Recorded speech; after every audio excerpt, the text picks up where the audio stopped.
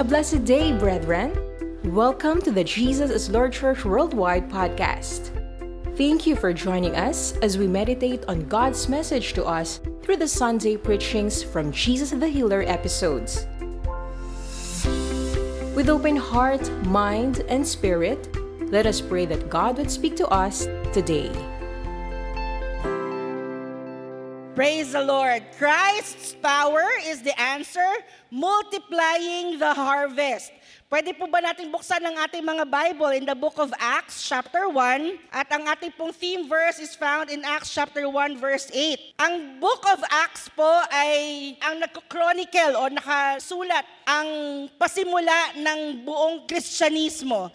After po ng Panginoon na mag-ascend, doon po nagsimula ang book of Acts. And so, in the book of Acts chapter 1, beginning verse 8, ito po ay sinabi ng Panginoong Jesus sa kanyang mga disipulo, "But you will receive power." Pakisabi nga po, you will receive power when the Holy Spirit comes on you, and you will be my witnesses in Jerusalem and in all Judea, Samaria, and to the ends of the earth. Gusto ko po yung the Passion Translation. Sabi doon sa Passion Translation, meron po yan. "But I promise you this, the Holy Spirit will come upon you." Pakisabi nga sa katabi mo, the Holy Spirit will come upon you.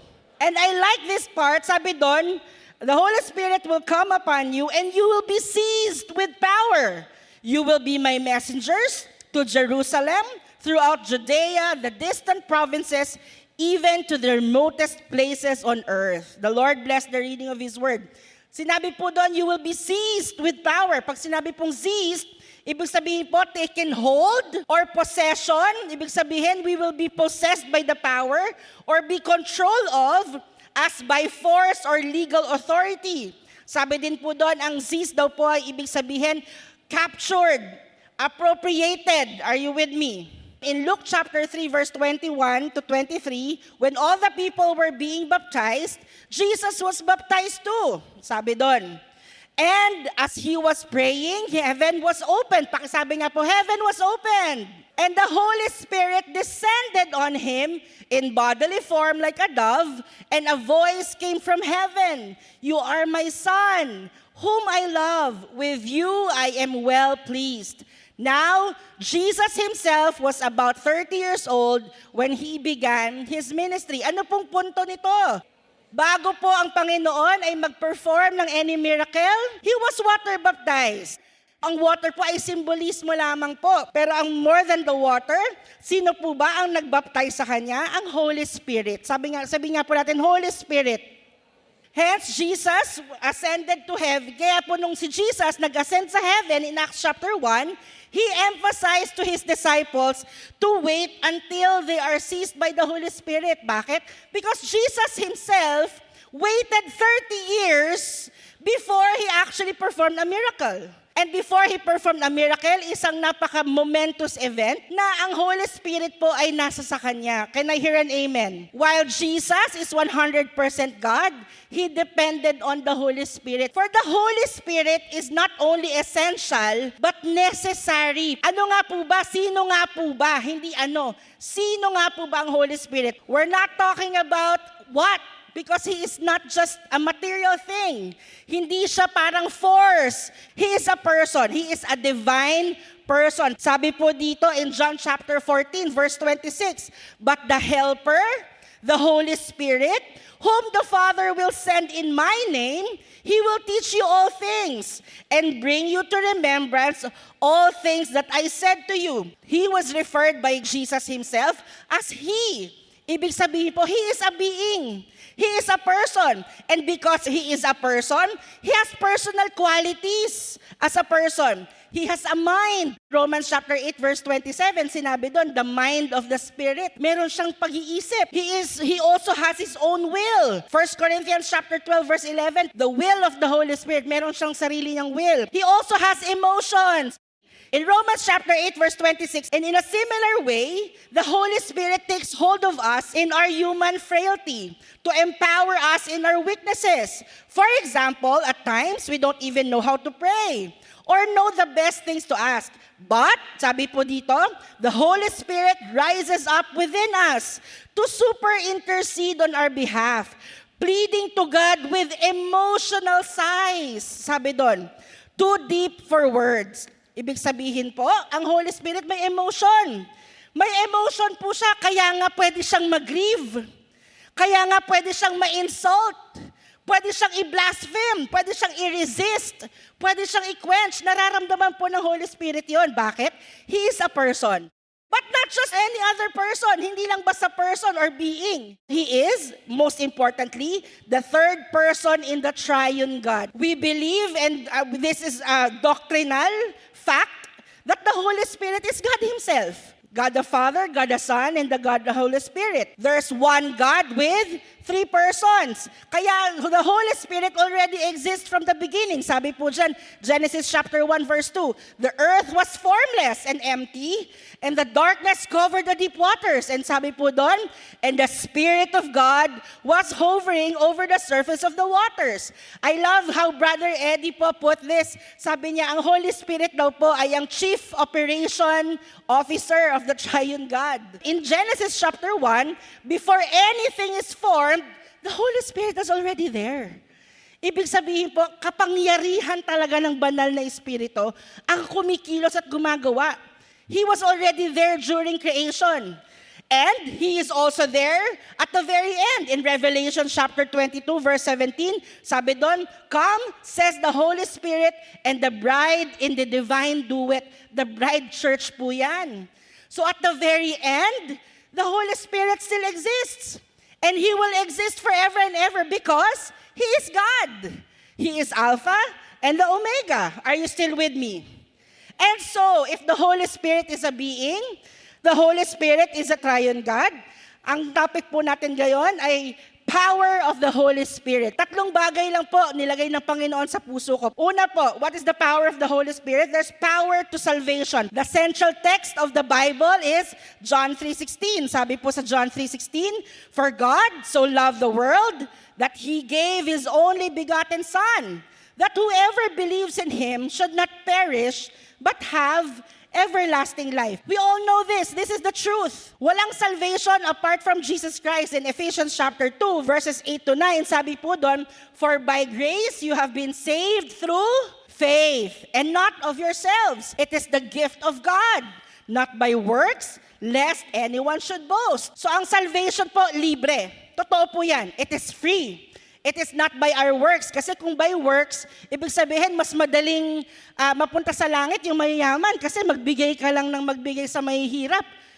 Works na yon, makakapunta ka na ng langit. No. But so, where does the Holy Spirit come in when we talk about salvation? The power of the Holy Spirit works for our salvation through, una-una, conviction. Conviction. John chapter 16, verse 7 to 8. Sabi po dito, I'm reading from the Amplified Version, but I tell you the truth, it is to your advantage that I go away. This is Jesus speaking. For if I do not go away, the helper, comforter, advocate, intercessor, counselor, strengthener, standby, will not come to you. This is the Holy Spirit po But if I go, I will send Him. Sino yung Him na yon? The Holy Spirit to you, to be in close fellowship with you. And when He comes, will convict the world about the guilt of sin and the need for a Savior, and about righteousness and about judgment. So may tatlong conviction daw po ang Holy Spirit. Sabi po sa verse na binasa natin. Conviction of sin, conviction of righteousness, conviction of judgment. Ano po ba yung conviction of sin? While salvation is free, it is not something that we receive without understanding why we need salvation. Are you still with me? Hindi po ibig sabihin na binigay ko po sa inyo itong Bible ko na to, ay basta-basta nyo lang tatanggapin ng parang hindi nyo naintindihan bakit ko binigay. Kasi po, for us to be able to truly receive salvation, we need to understand why do we need saving in the first place? Because we are all sinners. We need to understand the truth. Bakit ba tayo hindi makakapasok sa langit? Kasi nga po, makasalanan tayo. So what does the Holy Spirit do? He convicts us of our sins. Hence, pag sinishare po ang love and salvation ng Lord, hindi pa pwedeng gusto lang ng tao, gusto ko lang ma-save from hell. O sige, tatanggapin ko si Jesus kasi gusto kong ma-save from hell. Kulang po ang mensahe ng pagliligtas ng Panginoon kung ang gusto lang ng tao maka-escape sa hell. For us to understand the salvation, the message of salvation, we also need to understand na tayo po ay makasalanan. And for us to understand that we are sinners, it is the Holy Spirit that convicts us. Are you still with me? Pangalawa po, conviction of righteousness. Sabi doon sa binasa natin, sa John chapter 16, verse 7 to 8, sabi doon, He convicts us of the need for a Savior and about righteousness. Ano po yung need for a Savior? Kino-convict po tayo ng Holy Spirit kung sino si Jesus.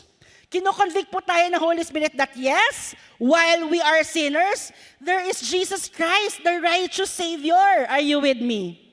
Are you with me? And so even though we are sinners, merong pag-asa. And sino po yon? Si Jesus Christ.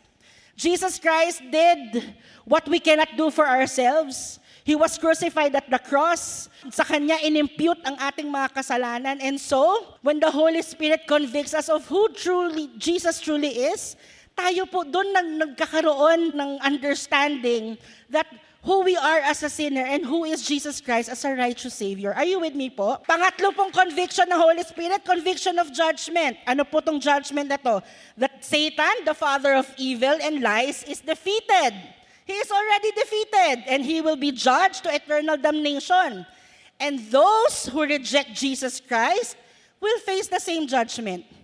Now, ang tanong po, what is our response to this conviction? The Holy Spirit did what He needs to do. He convicts us. And so, ano po ang response? Acts chapter 3, verse 37 to 41. Sabi po dito, in verse 37 to 41, sabi po dito, when they heard this, they were crushed and realized what they had done to Jesus. This is at the time po when Peter explained to the Jews na si Jesus, yung pinako natin sa krus ng Kalbaryo, siya yung totoong Mesaya. Siya ang totoong tagapagligtas. And so nung na-realize, the Holy Spirit convicted ang mga Jews na, si Jesus yung pinako natin, siya talaga yung Mesaya. Ang nangyari po, sabi doon, when they heard this, they were crushed. They realized what they had done to Jesus. Nasaktan sila. Sabi doon, deeply moved, they said to Peter and the other apostles, what do we need to do, brothers? Anong gagawin namin? Na ngayon, nalaman namin, nagkasala kami. Ngayon, na-realize namin, meron kaming kasalanan. Meron kaming hindi tamang nagawa. Anong gagawin namin? Sabi po ni Peter in verse 38, Peter replied, repent and return to God. And each one of you must be baptized in the name of Jesus, the Anointed One, to have your sins removed. Then you may take hold of the gift of the Holy Spirit. Sabi po dyan. Then you may take hold of the gift of the Holy Spirit. Then verse 38, Peter replied, return to God and the gift of the Holy Spirit. And then sabi po ng verse 39, for God's promise of the Holy Spirit is for you and your families, for those yet to be born, and for everyone whom the Lord God calls to Himself. And so in verse 40, basahin po natin, Peter preached to them and warned them with these words, be rescued from the wayward and perverse culture of this world.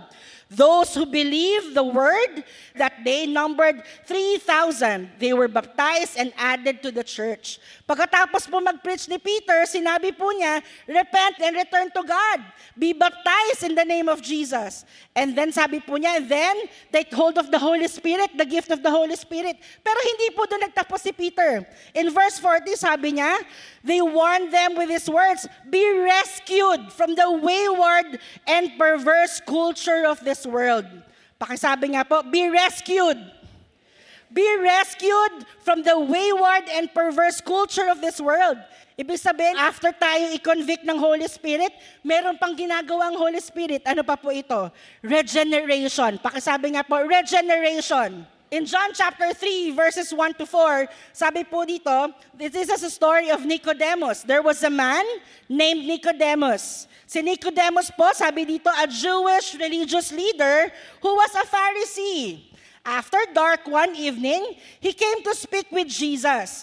Rabbi, he said, we all know that God has sent you to teach us. Your miraculous signs are evidence that God is with you. Jesus replied, I tell you the truth. Unless you are born again, you cannot see the kingdom of God. What do you mean? Exclaimed Nicodemus. How can an old man go back into his mother's womb and be born again? And in verse 5, sabi doon, I assure you, no one can enter the kingdom of God without being born of water and the Spirit. Humans can produce only human life, but the Holy Spirit gives birth to spiritual life. So don't be surprised when I say, you must be born again. The wind blows wherever it wants, just as you can hear the wind, but can tell where it comes from and where it is going. So you can't explain how people are born of the Spirit. Ang mga Pharisees po, sila ay very much educated. They are educated with the laws. In fact, ang Pharisees expected sila to be following the laws all their lives. Ibig sabihin, they lived a righteous life in the eyes of the law. Pero nung si Nicodemus po, narinig niya si Jesus, nakita niya si Jesus, at that time, it is such a dangerous thing for a Pharisee to acknowledge na si Jesus ay actually the Messiah. And so sabi dun sa binasa natin, si Nicodemus came to Jesus after dark. Ibig sabihin, gabing-gabi na yung wala nang makakakita. Pupunta siya doon, pasikreto. Tapos ang gusto niyang malaman, sabi niya kay Jesus, so Jesus, I know na you came from the Lord. It is as if saying na sinasabi niya na, I know that you are the Messiah. Alam ko yon. Pero sabi ni Jesus, pero hindi enough na ganon. You must be born again. Ano po ba ang born again? It is not a group of people. It is not a belief, but it is a spiritual regeneration. Without the power of the Holy Spirit, there is really no such thing as born again experience. And so, the power to salvation through the Holy Spirit is regeneration. That's why when someone claims to be a Christian, meron tayong expectation. Bakit? Kasi ang mga Kristiyano is endued by the Holy Spirit, and so there is regeneration, nababago ang buhay. Napansin niyo po ba yon? Nung yung dating ng buhay, pagka kinumpara sa buhay mo nung tinanggap mo si Jesucristo, nagbabago ka? Nagbabago ang mga gusto mo, nagbabago yung mga plano mo, nagbabago yung mga acts mo. Bakit? Because there's regeneration. The Spirit of God that is within us change us. Are you with me? When we are truly followers of Christ, the Holy Spirit in us guides us. Galatians chapter 5, verse 16 to 18, sabi po dito, so I say, let the Holy Spirit guide your lives. Then you won't be doing what your sinful nature craves. The sinful nature wants to do evil, which is just the opposite of what the Spirit wants. Ang sinful nature natin, komportable tayo nagkakasala. Pero pag tayo po, tinanggap natin si Jesus, inalaw natin, na-receive natin ang talagang pagbabago ng banal na spirito, hindi na natin gusto yung mga dati nating gusto na makasalanan. Are you with me? Sabi doon, the sinful nature wants to do evil, which is just the opposite of what the Spirit wants. And the Spirit gives us the desires that are opposite of what the sinful nature craves. These two forces are constantly fighting each other. So you are not free to carry out your good intentions. But when you are directed by the Spirit, you are not under obligation of the law of Moses. Pagka tayo po ay directed by the Holy Spirit, hindi na tayo basta lang sumusunod sa batas. Innate, naturally, lumalabas po ang cravings ng Holy Spirit. And ito lumalabas ang fruit of the Holy Spirit. Kaya ano po ba ang fruit of the Holy Spirit? Galatians chapter 5, verses 22 to 25. But the Holy Spirit produces this kind of fruit in our lives. Love, joy, peace, patience, kindness, goodness, faithfulness, gentleness, and self-control. There is no law against these things. Those who belong to Christ Jesus, have nailed the passions and desires of their sinful nature to His cross and crucified them there. Since we are living by the Spirit, let us follow the Spirit's leading in every part of our lives. And when we are regenerated, His Spirit confirms in us that we are truly a child of God. And so, what is the power of the Holy Spirit? Pangatlo, adoption. Romans chapter 5, verses 15 to 16. Sabi dito, you have not received a spirit that makes you fearful slaves. Instead, you received God's Spirit when He adopted you as His own children. Now we call Him Abba Father, for His Spirit joins in our spirit to affirm that we are God's children. Ang ganda po ng The Passion Translation. Basahin natin.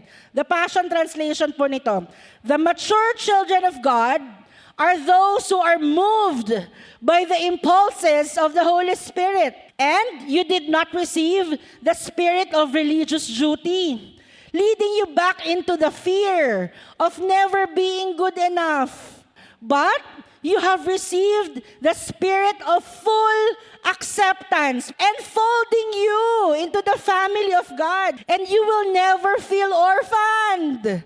For as He rises up within us, our spirits join Him in saying the words of tender affection, Beloved Father. Ang Spirit ng Panginoon na kinonvict tayo ng kasalanan, nang nag-regenerate ng ating spirit, has brought us to the Lord as adopted children of God. Hindi na tayo slaves. Ano tawag sa atin? Anak. The Spirit of God gives us the power to be adopted. Hindi lang tayo pinatawad, hindi lang tayo binago, ginawa pa tayong anak. Ganun po ang kapangyarihan ng banal na Espiritu ng Diyos. Romans chapter 8, verses 16 to 17, for the Holy Spirit makes God's fatherhood real to us as He whispers into our innermost being, you are God's beloved child. And since we are His true children, we qualify to share all His treasures. As children of God, we qualify to share all His treasures. For indeed, we are heirs of God Himself. And since we are joined to Christ, we also inherit all that He is and all that He has. We will experience being co-glorified with Him, provided we accept His suffering as our own. Thank you, Jesus, that we are God's beloved child. Amen po ba? It is only through Jesus, by the power of the Holy Spirit, that we become truly children of God. Pangalawa po, power to serve. Pakasabi nga po, power to serve. Kanina, power to salvation. Pangalawa, power to serve. In Acts chapter 1, verse 6 to 8, sabi po ng verse 6, and then they gathered around Him and asked Him, Lord, are you at this time going to restore the kingdom of Israel? He said to them, it is not for you to know the time or dates the Father has set by His own authority. In verse 8, but you will receive power when the Holy Spirit comes on you, and you will be my witnesses in Jerusalem and in all Judea and Samaria and to the ends of the earth. The disciples are wondering, now that you have risen from the dead, i-overturn mo na ba ang Roman Empire? Babalik na ba tayo sa panahon katulad ni King David, having authority over the land? And si Jesus, sinabi niya na, hindi ko pa time. But Jesus was actually referring to the second coming. But then, He immediately goes, but you will receive power. Sabi ng mga disciples, talking about the physical kingdom. Pero si Jesus, sinasabi niya na, hindi, but you will receive power. More than overturning the kingdom of Roman Empire. This is what I want you to do. Makaka-receive kayo ng power that we will go and you will be my witnesses. You will serve me. You will do what I want you to do. More than overturning the power of the Roman Empire, this is what you are to do. Are you with me? More than me ruling the earth here, you have to rule the world with my gospel, with my love and salvation. And for that, ang Holy Spirit, for that purpose, is to be their witnesses, to be a witness. Now, the power of the Holy Spirit is not something to be hoarded for ourselves, but to be used for God's purpose. Si John Bevere, may pinost siya sa kanyang IG. Sabi niya, calling is not just for pastors. It is for every believer. God has entrusted you with gifts that are intentional, not random. Faithfulness is not about staying busy. It is about multiplying what He has placed in your hands. True success is not doing everything. It is doing what God asks you to do. If it's God's plan and purpose, He equips the person who is called. Kaya po ang may gifts ng Holy Spirit, di ba? In 1 Corinthians chapter 12, verse 7 to 11, sabi doon, each believer is given continuous revelation. Sa ibang translation, gifts by the Holy Spirit to benefit not just himself, but all. For example, the Spirit gives to one the gift of the word of wisdom. To another, the same Spirit gives the gift of the word of revelation knowledge. And to another, the same Spirit gives the gift of faith. And to another, the same Spirit gives gifts of healing. And to another, the power to work miracles. And to another, the gift of prophecy. And to another, the gift to discern what the Spirit is speaking. And to another, the gift of speaking different kinds of tongues. And to another, the gift of interpretation of tongues. In verse 11, remember, it is the same Holy Spirit who distributes, activates, and operates these different gifts as He chooses for every believer. Ang bawat believers daw po ay empowered ng Holy Spirit with different gifts to serve Him and to serve others. One might say, naku, Pastora Jovi, hindi ako masyadong skillful. Hindi po ako talented. Sobrang dami kong weakness. But may I remind you that the Bible is full of men and women who are unqualified. But because of the power of God, they are able to fulfill God's divine calling in their lives. Nakita ko po ito sa isang post. Noah was a drunkard. Abraham was too old. Isaac was a daydreamer. Jacob was a liar. Leah was ugly. Joseph was abused. Moses stuttered. Rahab was a prostitute. Gideon was fearful. Samson was a womanizer. Naomi was a widow. David had an affair and was a murderer. Elijah was suicidal. Job went bankrupt. Isaiah preached naked. Jeremiah was too young. Jonah ran from God.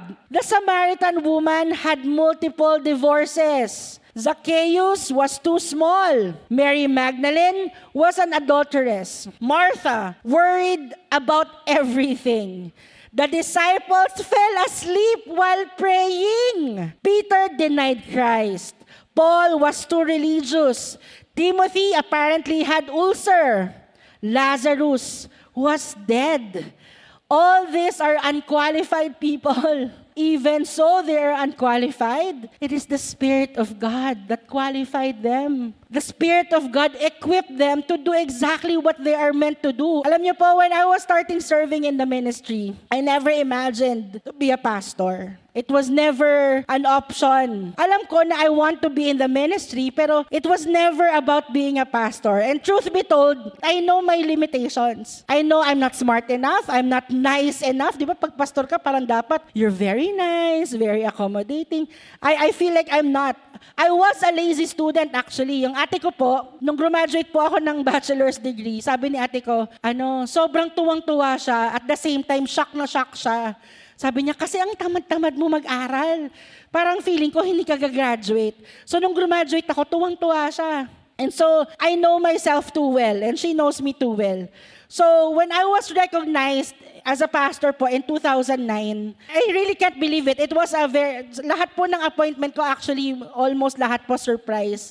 So I was surprised in 2009 that I was appointed or recognized as a pastor. At that time po, I'm leading the youth group of JIL British Columbia in Canada. And hence, nung po ako po ay na-appoint na pastor in 2009, During that time, may mga bashers na po ako. Ang dami kong basher.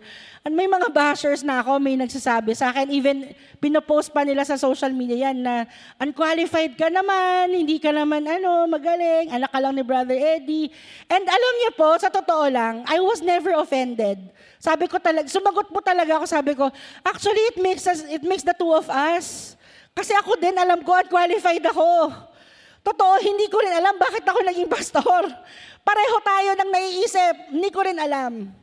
Pero alam niyo po, as time goes by, pinapatunayan ng Panginoon na hindi talaga yung kakayanan natin ang tinitingnan. How the Lord works, how the Lord reveals, how the Lord moves. Because in truth be told, kahit gaano ako kagaling magsalita, kahit gaano kagaling magtumugtog, kumanta, or whatsoever ang ginagawa dito sa stage, without the Spirit of God, it's all dead. Without the Spirit of God, even the words as I say today, useless. Bakit? Salita lang yun eh. Now what makes the difference? The power of the Holy Spirit. The Spirit of God that pierces the hearts. The Spirit of God that changes lives. The Spirit of God that speaks to you more than the words that I say. That's what's more important. Because in reality, whatever we do here is nothing if not for the presence of God. It is nothing without the Spirit of God. If it is spiritless, it is all vain. It's all for nothing. Yung sinabi po ni Paul in 2 Corinthians chapter 12 verse 9, I'm reading po from the Passion Translation, but he answered me, my grace is always more than enough. Sa ibang translation, my grace is sufficient. And my power finds its full expression through your weakness. So sabi ni Paul, so I will celebrate my weaknesses. For when I'm weak, I sense more deeply the mighty power of Christ living in me. When we feel unqualified, when we feel weak, when we feel na Lord, hindi naman ako karapat-dapat dyan, then let the grace of God be sufficient. Let the power of God be sufficient. His power is made sufficient for us. Amen po ba? To give us the power to succeed. Dito na po ako magtatapos. Ano nga po ba yung power of the Holy Spirit? Power to salvation, power to serve, and lastly, power to succeed. Ang definition daw po ng world for success is position, possession, and pleasure. Yun ang sinasabi po ng mundo. Pero ang Panginoon, hindi. Yung magawa mo, yung kalooban ng Panginoon, that's the real success. That's the real measure of success. Kaya po si Jesus in John chapter 6, verses 38 to 40, sabi niya, for I have come down from heaven to do the will of God who sent me. Not to do my own will, hindi yung kalooban ko, hindi yung kasiyahan ko.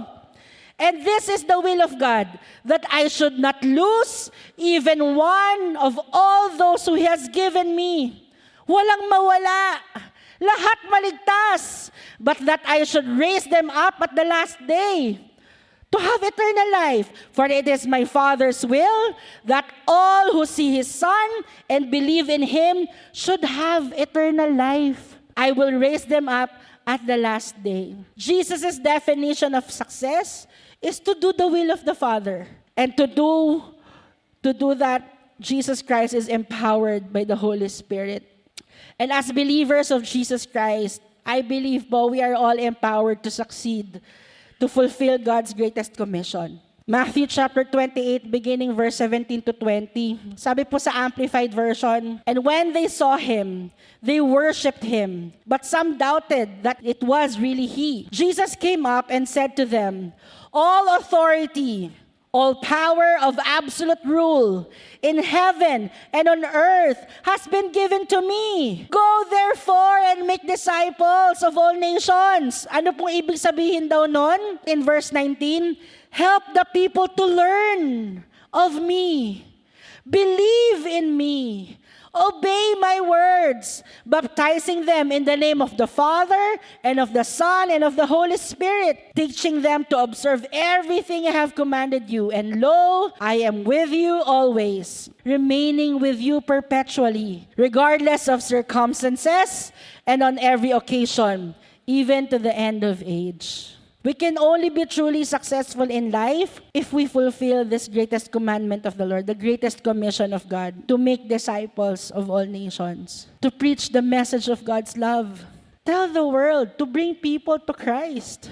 Not just for salvation, but for discipleship. Kaya po ang theme po natin, multiplying harvest, hindi adding, hindi yung plus-plus lang. Ibig sabihin, multiplying. When we bring someone to Christ, let that someone also bring someone else to Christ. That's the point of multiplication. Are you with me? And yun po ang pinapagawa ng Panginoon sa atin. And I will end with this. 1 Corinthians chapter 1 verse 18. Sabi po ng The Passion Translation, to preach the message of the cross seems like sheer nonsense to those who are on their way to destruction. Sa ibang translation, the message of the cross is foolishness to those who are perishing. Sa mga hindi tumatanggap ng mensahe ng pagligligtas ng Panginoon, ang mensahe ng krus, foolishness lang sa kanila. Sabi dito, sheer nonsense. It is nonsense for those who are not accepting the message of God. But to us who are being saved, tayong niligtas ng Panginoon, tayong nakatanggap ng salvation of the living God, it is the mighty power of God released within us. The message of the cross ay kapangyarihan ng Panginoon that is in us. You are empowered to bring people to Christ. You are empowered to preach the gospel of Christ. Hindi mo kailangan maging pastor, hindi mo kailangan maging life group leader, hindi mo kailangan ng posisyon para umabot ng mga taong hirap na hirap sa buhay. Let the power of the cross empower us through the Holy Spirit. Amen po ba? When we are empowered by the Holy Spirit, walang imposible sa Panginoon. Totoo, wala pong sinisino ang Lord. Mayaman, mahirap, babae, lalaki. Wala pong, God is no respecter of person. Kung hahayaan lang po natin ang ating mga buhay ay magamit ng Panginoon. Let us allow the Lord to use us. Kung hindi tayo equipped, let the Holy Spirit equip us. Let the Lord fulfill His purpose in our lives. If we just allow the Lord to move us, to mold us. Amen po ba? Heavenly Father, we honor you in this place. Holy Spirit, we welcome you in this place, God. Marami pong salamat sa iyong banal na presensya sa aming kalagitnaan. Salamat po, Panginoon, dahil hindi mo lang kami niligtas. Tinawag mo po kami para gamitin sa iyong ubasan. Tinawag na anak mo. Lord, we found our life's purpose because of you. Heavenly Father, marami pong salamat because truly without you, we are all nothing. Salamat, Panginoon, sa iyong kapangyarihan. Salamat, Banal na Espiritu, sa iyong pagsama. Salamat, Panginoon, dahil hindi niyo po kami iniiwan, hindi niyo po kami pinapabayaan. Lord, in the mighty name of Jesus, we ask for your very presence. We ask, Holy Spirit, that you fill us, O God.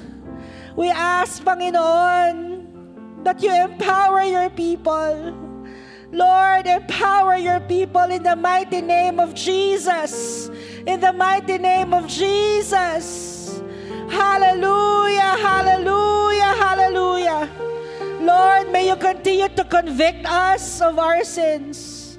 Lord, may you continue to convict us, Lord, to turn to you, to trust in you, to give our hope in you, Father. Lord, to hope on the Lord Jesus Christ who died at the cross for our sins, for our salvation, God.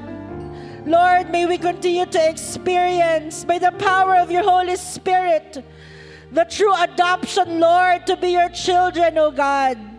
Lord, in the mighty name of Jesus, in the mighty name of Jesus, we pray that you empower your people to serve as well, O God. Lord, in Jesus' name, I pray that you confirm the calling of each and every person, Panginoon, na nagtitiwala po sa inyo. Seal our lives with your most precious blood. We believe this by faith. In Jesus' name. Amen. And amen. Hallelujah. Praise the Lord. Thank you for listening to the Jesus is Lord Church Worldwide podcast. Please subscribe to this podcast so you won't miss a single episode. To know more about the Jael Ministry, please visit jailworldwide.org. Until next time, God greatly bless you.